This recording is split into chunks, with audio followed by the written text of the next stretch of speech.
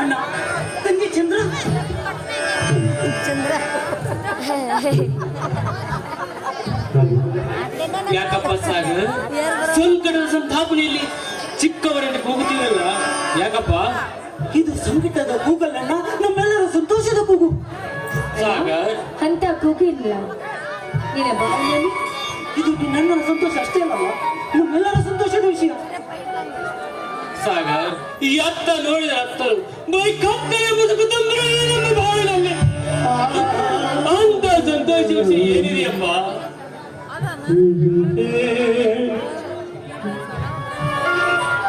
ಅಣ್ಣ, ನನ್ನ ತಂಗಿಯ ಮದುವೆ ಬಗ್ಗೆ ನಾನು ನಿಮಗೆ ತಿಳಿಸಿದ ಪ್ರಕಾರ ಕನ್ಯೆಯಾದ ನನ್ನ ತಂಗಿ ಚಂದ್ರಣ್ಣ ಕಾರ್ತಿಕ ಒಪ್ಪಿಗೆ ಅಂತ ತಿಳಿಸಿದ್ದಾನೆ. ಅಂತ ವೇಳೆ ಕೈ ಹಿಡಿಯಬೇಕಾದ್ರೆ ನನ್ನ ತಂಗಿ ಚಂದ್ರ ತುಂಬಾ ಭಾಗ್ಯವಂತರು. ಸಂತೋಷವಾಯ್ತಪ್ಪ, ತುಂಬಾ ಸಂತೋಷವಾಯ್ತು. ಆದರೆ ಎನ್ನುವ ನಿಟ್ಟುಸಿರಿಯ ಕಣ್ಣ ಈ ವಿಷಯದಲ್ಲಿ ಸಕಲ ಗುಣದಲ್ಲಿ ಸಂಪನ್ನನಾದ ನನ್ನ ಮಿತ್ರ ಕಾರ್ತಿಕನಿಗೆ ನನ್ನ ತಂಗಿಯನ್ನು ಕೊಟ್ಟರು. ನನ್ನ ತಂಗಿಯ ಬಾಳು ಬಂಗಾರವಾಗುವುದರಲ್ಲಿ ಯಾವ ಸಂದೇಹವಿಲ್ಲ, ಯಾವ ಸಂದೇಹವಿಲ್ಲ. ತಂಗಿಯ ನನ್ನ ಮಿತ್ರಗಳು ನನಗೆ ಸಂಪೂರ್ಣ ಒಪ್ಪಿದೆಪ್ಪ. ಆದರೆ ನಮ್ಮ ಜಮೀನು ನಮ್ಮ ಕೈ ತಪ್ಪಿ ಹೋಗ್ತಿದೆ ಎಂದು ಎಲ್ಲ ಮನಕೊಂಡು ಗೊತ್ತಿದೆಯಪ್ಪ, ಎಲ್ಲ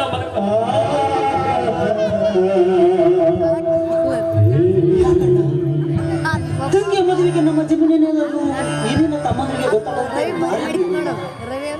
ಒಂದು ವೇಳೆ ಮಾರಿದರೆ ಯಾಕೆ ಮಾರಿದೀಯ ಅನ್ನೋದು ಏನೇನ ತಮ್ಮಂದ್ರು ಯಾವ ಕಾರಣಕ್ಕೂ ಕೇಳೋದಿಲ್ಲ.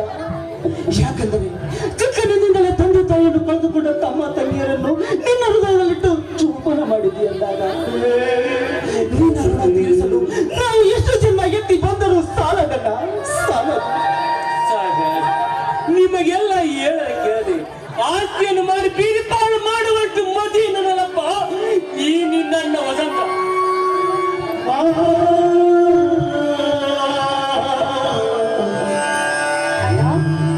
ಆದದ್ದಾದ್ರೂ ಏನಾಯ್ತಲ್ಲ ನಿನ್ನ ಬಾಯಿನಲ್ಲಿ ಕೇಳಲ್ಲ. ತಂಗಿ ಚಂದ್ರ, ನಾವು ಸಾಗರ್ಗೆ ಆಸ್ಪತ್ರೆ ಕಟ್ಟಿಸಿಕೊಡಬೇಕಂದ್ರೆ ಆ ನಮ್ಮ ಮಟ್ಟಿ ಹೊಲದಲ್ಲಿ ಆ ಕಟ್ಟಿಸಿ ದಿಟ್ಟವಾಗಿ ಬಿಡುತ್ತದೆ. ನಿನ್ನೆ ನನ್ನನ್ನು ಬೆದರಿಸಿ ಕತ್ತಿಗೆ ಕೈ ಕಟ್ಟುವ ತಳ್ಳಿದ ನಮ್ಮ ಕತ್ತಿಗೆ ಕೈ ಕೊಟ್ಟು ಹೊಲದಿಂದ ಹೊಲದಲ್ಲಿ ಬೆದರಿಸಿ ಕಳಿಸಿದ್ರೆ ನಮ್ಮ ಹೊಲವನ ಗೊತ್ತಾಗುತ್ತದೆ ಎಂದು ತಿಳಿದಿರ್ತಾರೆ ಅಂತಕ. ಆಸ್ತಿ ಎಲ್ಲ ಕಾಗದ ಪತ್ರ ನಮ್ಮ ಹೆಸರಿಲ್ಲದಾಗ ನಿನಗೆ ಯಾಕನ್ನ ಭಯ? ನಾಳೆ ನಿನ್ನ ಬಗ್ಗೆ ಪೊಲೀಸ್ ಕಂಪ್ಲೇಂಟ್ ಕೊಟ್ಟು ವಿಚಾರಿಸ್ತೇನೆ. ಪೊಲೀಸ್ ಕಂಪ್ಲೇಂಟ್ ಕೊಟ್ಟು ವಿಚಾರ ಮಾಡೋದು ಬೇಡ ಸಾಗರ್, ಬೇಡ. ನಾಳೆ ನಾನು ಅವರ ಮನೆಗೆ ಹೋಗಿ ವಿಚಾರ ಮಾಡಿ ಸರಿಪಡಿಸ್ತೇನೆ. ಅಲ್ಲಿವರೆಗೆ ಈ ವಿಜಯ ಕಂಡ ಕಂಡ ಬಣ್ಣಗೊಂಡ ಕಂಡು ಕಂಡಿನಂತ ಆಲೋಚಿಸ್ತಾ ಇರುವ ನಮ್ಮ ಜೀವನಿಗೆ ಬೇಡ ಬೇಡ ಬೇಡ.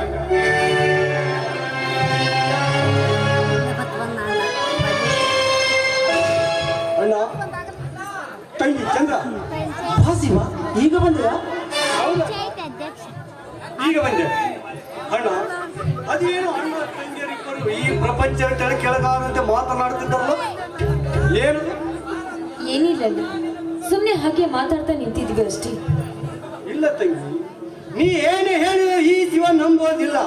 ಯಾಕಂದ್ರೆ ಇಷ್ಟು ದೊಡ್ಡವನಾದ್ರೂ ನನ್ನ ಅಣ್ಣ ವಸಂತ ಒಂದು ದಿನವಾದರೂ ಈಗ ತಲೆ ತಗ್ಗಿಸಿ ನಿಂತವನೇ ಅಲ್ಲ. ಆದರೆ ಅಣ್ಣ ನಿಂತಿರೋದು ನೋಡಿದರೆ ನಮ್ಮ ಮನೆತನದ ಮೇಲೆ ಏನು ಕೆಟ್ಟ ಘಟನೆ ನಡೆದಿರಬೇಕು. ತಮ್ಮ ಶಿವ ಅಜ್ಜ ಮುದ್ದಜ್ಜನ ಕಾಲದಲ್ಲೂ ಕಾಪಾಡಿಕೊಂಡು ಬಂದ ಆಸ್ತಿ ನಮ್ಮ ಕೈ ತಪ್ಪಿ ಹೋಗಿದೆಯಪ್ಪ, ನಮ್ಮ ಕೈ ತಪ್ಪಿ ಏನಣ್ಣ ನಿನ್ನ ಮಾತು? ಸಾರು ಹುರಿಗಳಂತೆ ನಿನ್ನ ತಮ್ಮಂದರ ಜೀವಂತಿರುವಾಗ ಯಾವನ ಬಂಡ ಈ ಶಿವನ ಆಸ್ತಿಯ ಕೈ ಹಾಕಿರೋನೆಂದ್ರೆ ಚಚ್ಚದ ವೀರನಾದ ಶಿವನಿದ್ದ ತಟ್ಟಂತನ ಈ ಶಿವನಿದ್ದ ಸತ್ತನೆ. ನಮ್ಮ ಆಸ್ತಿಯ ಕೈ ಹಾಕಿದ ಆ ರಾಕ್ಷಸ ಯಾರಂತ ಹೇಳು. ಅಂತಾರೆ ಅವನ ಅಣ್ಣ, ಸಮಾಧಾನ ಮಾಡ್ಕೋ ಅಣ್ಣ, ಸಮಾಧಾನ ಮಾಡ್ಕೋ. ನಂತರ ನಿಧಾನವಾಗಿ ವಿಚಾರಿಸಿದ್ರಾಯ್ತು. ಇನ್ನೆಲ್ಲಿದೆ ತಂಗಿ ಈ ಶಿವನಿಗೆ ಸಮಾಧಾನ? ಆ ಕದಗಿ ಯಾರೆಂದು ತಿಳಿದುಕೊಂಡು ಅವನ ರಕ್ತ ಕುಡಿಯಲು ಹರಗಾಯದ ಹುಲಿಯಂತೆ ಅಪ್ಪರಿಸುವರ ಬರುತ್ತದೆ ನನ್ನ ಬಿಸಿ ರಕ್ತ. ಅಣ್ಣ, ಅವನ್ಯಾರನ್ನು ನೀನೀಗ ಹೇಳ್ತಿದ್ರೆ ನಿನಗೆ ಅವನ ತಂದೆ ಶ್ರೀ ಶರಣ ಬಸವೇಶ್ವರ ಹಾನಿಯಾದಿತ್ತು. ಯಾರೆಂದು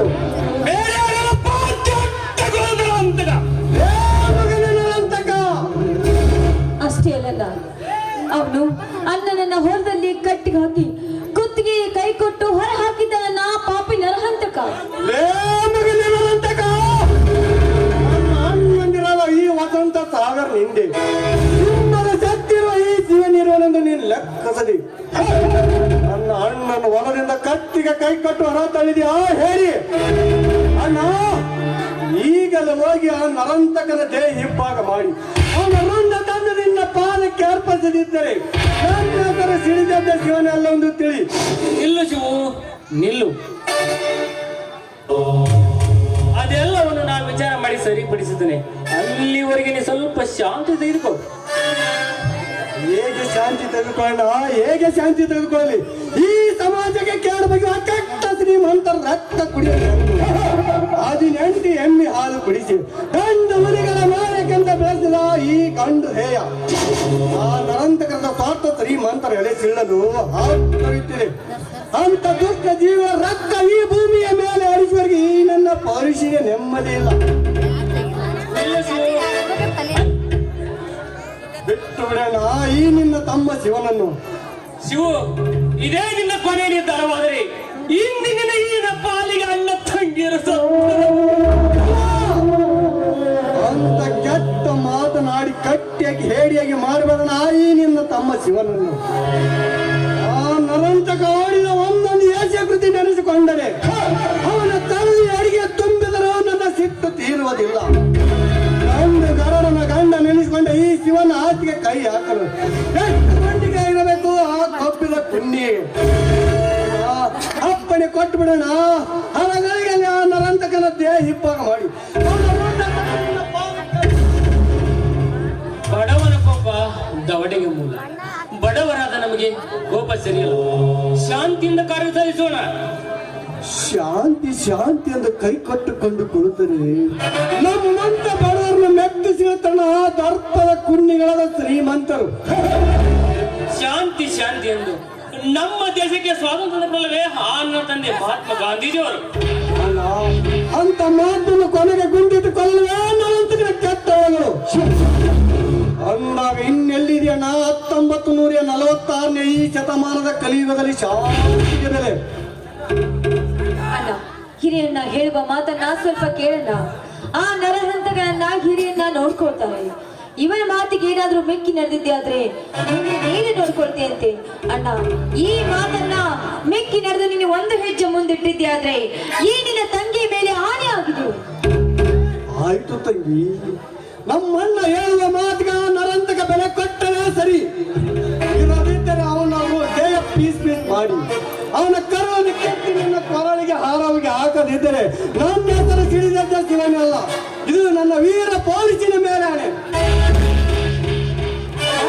ಹಾಗಾದ್ರೆ ಬಾಣ, ಎಲ್ಲರೂ ಕೈಕಾಲು ಮುಖ ತೊಳ್ಕೊಂಡು ಊಟ ಮಾಡುದು. ತಂಗಿ ಚಂದ್ರ, ನಂದು ಸ್ವಲ್ಪ ಕೆಲಸವಿದೆ. ನಾನು ಆಮೇಲೆ ಊಟ ಮಾಡ್ತೇನೆ. ತಮ್ಮಂದಿರ ಕರೆದುಕೊಂಡು ಊಟ ಮಾಡು. ಆಯ್ತಾ?